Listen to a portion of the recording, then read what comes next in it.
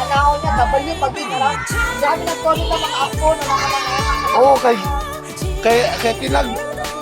tinag mo ba ya ako, ha?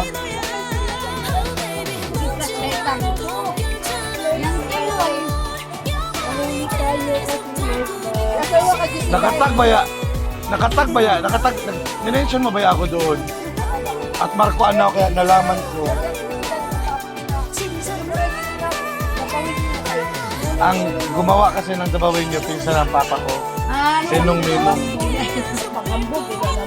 Oo! At join pala ni Papa. Anahaw talaga, anahaw. Ay!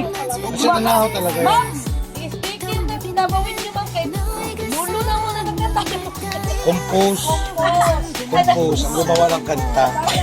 Lulo Kaya, na muna kapos. kaya nag-ano, ang UM nag-conduct ng survey kung sino pa yung mga apo or mga kamag-anak ni Nung Mimo para mag-receive ng parang laki, may tawag yan eh. Parang hindi siya Hall of Fame, parang pasasalamat. Ganon. Nagpunta.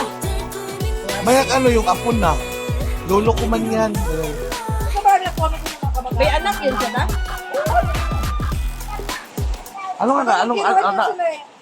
Nagkukwento ako nyo, pero nakalimutan ko na yung kanta ng dabawin nyo.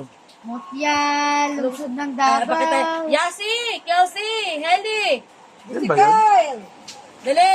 Sa Natanya iyong si Yasi! paglalakbay. Bilis! Ay, nako! Meron pa talaga rin siyang nakompose, ano, ng dami. Di, dalawa yan. Di, tatlo Dalawa na yan. compose niya eh. Davao Region. Davao Region. Di, meron pa yung pinakauna-una niyang na ano.